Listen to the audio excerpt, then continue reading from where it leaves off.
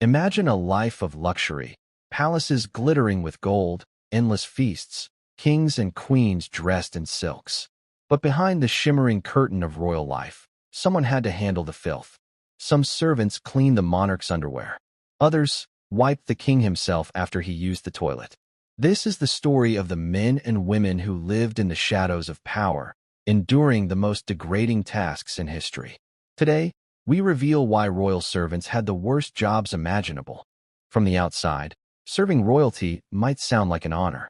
Access to courts, proximity to power, and maybe even a little leftover food from royal banquets. But the truth is far uglier. Royal households were machines that required an army of invisible workers to keep the illusion of majesty alive. Every candle lit, every robe washed, every chamber pot emptied, all done by unseen hands. And the tasks these servants performed weren't just exhausting. They were humiliating, dangerous, and often downright revolting. Let's begin with one of the most infamous roles in royal service. Perhaps the most notorious job in all of history, the groom of the stool. This wasn't just a servant who cleaned toilets. The groom's entire responsibility was to help the king relieve himself. That meant preparing the chamber pot, being present as the monarch squatted, and, yes, wiping the royal backside afterward. It sounds degrading, but here's the twist. The position actually carried incredible influence. Because who was closer to the king than the man who literally stood by him at his most vulnerable? The groom of the stool became a trusted advisor, privy to royal secrets and intimate conversations. But make no mistake, this was still an occupation of unimaginable indignity. Imagine explaining to others that your career revolved around cleaning the king's behind. And it wasn't just England. Across Europe, similar roles existed. In France, certain attendants were responsible for the king's necessary business, a polite term for human waste. Court records show that nobles jockeyed for these roles, not because of the tasks, but because of the political access they offered.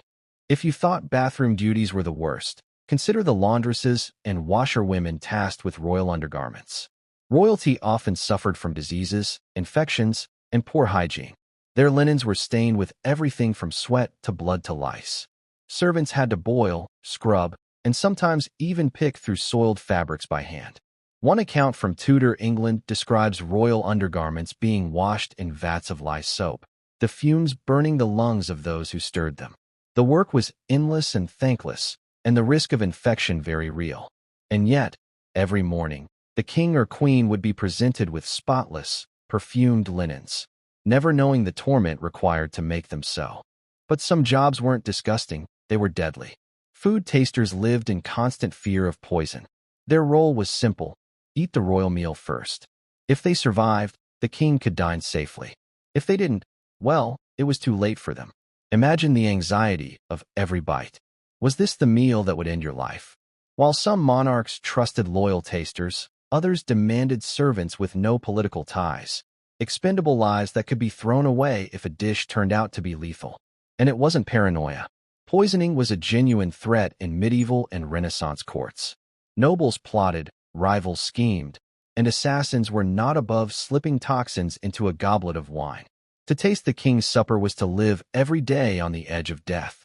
Even beyond the king's private chambers, the royal waste problem persisted. Castles had primitive plumbing at best, with cesspits and latrines often overflowing. Enter the night soil men, the unfortunate workers whose job was to collect and dispose of human waste. They hauled buckets of excrement through palace corridors, often at night, to avoid offending the royal nose. The work was backbreaking, the stench unbearable.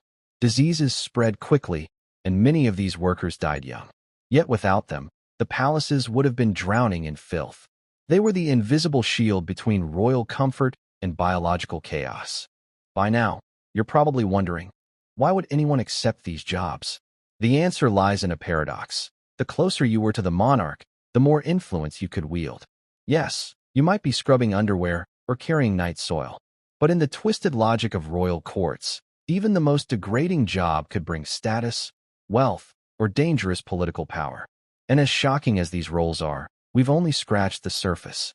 Because in the second half, we'll uncover even darker duties, from human spittoons to servants risking death in battles they never chose.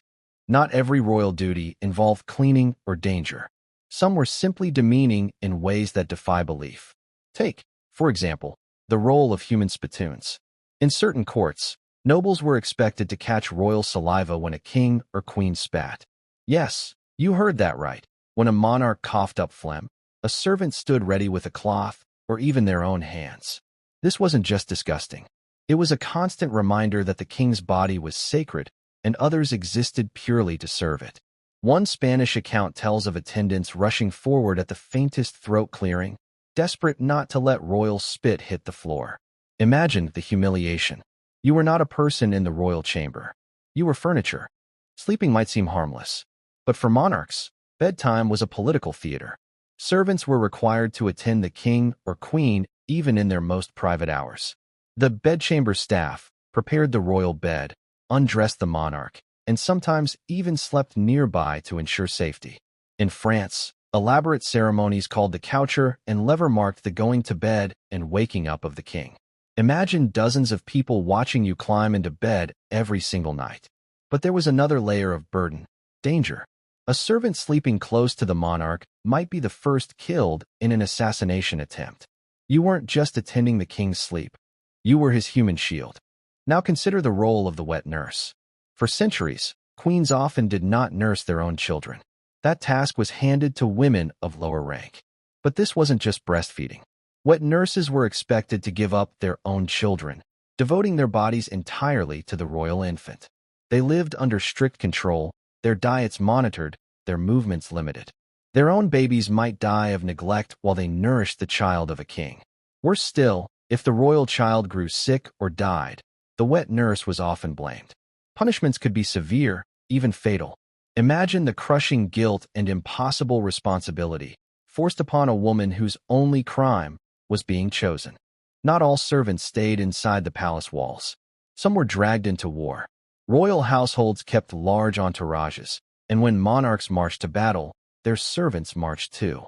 Some carried armor or tended horses, others cooked for armies, and many were forced to fight with little training. For nobles, war was a chance for glory. For servants, it was a death sentence. You had no choice but to follow. Chronicles describe palace staff dying in muddy fields far from home, their names forgotten, their sacrifices unmarked. Serving royalty didn't just ruin your dignity. It could cost your life. Dental hygiene was another nightmare. Before modern dentistry, kings and queens still expected bright smiles, but someone had to maintain them. Servants used cloths soaked in vinegar or wine to scrub royal teeth. They picked at rotting gums with metal tools. The smell must have been unbearable, and infections from handling blood and pus were common. One French record describes a servant collapsing after inhaling the stench of an abscessed royal tooth. Yet, like every other job in the palace, refusal was not an option. Here's the grim paradox of royal service. The closer you got to the throne, the more dangerous life became. On the one hand, a humble groom of the stool or bedchamber attendant could gain incredible influence. They heard secrets, whispered in private, and sometimes even shaped royal decisions. Some rose from obscurity to positions of power purely because of these degrading duties. But the price was humiliation, exhaustion, and constant risk. If the king fell ill, servants caught the disease. If the queen was poisoned, suspicion often fell on her closest attendants. One wrong move could cost you not just your job, but your head. So, why did royal servants endure the worst jobs in history? Because in a world where power was everything, even the lowest, filthiest role at court offered a chance, however small, for survival, influence, or favor. But behind every glittering banquet and royal portrait, remember the invisible army who made it possible. The ones who boiled bloody linens, wiped royal backsides, tasted poisoned meals, and carried waste buckets through marble halls. They lived in the shadows of kings and queens, nameless and forgotten. Yet without them, royal life would have collapsed into chaos. The next time you see a crown sparkling in a museum, think of the unseen hands that polished it, and ask yourself, was the glory of kings worth the misery of those who served them? If you enjoyed uncovering these dark truths of history, don't forget to like this video, subscribe for more forgotten stories of the past, and share it with someone who thinks royal life was all luxury and power. Because behind every throne lies a trail of servants who paid the ultimate price.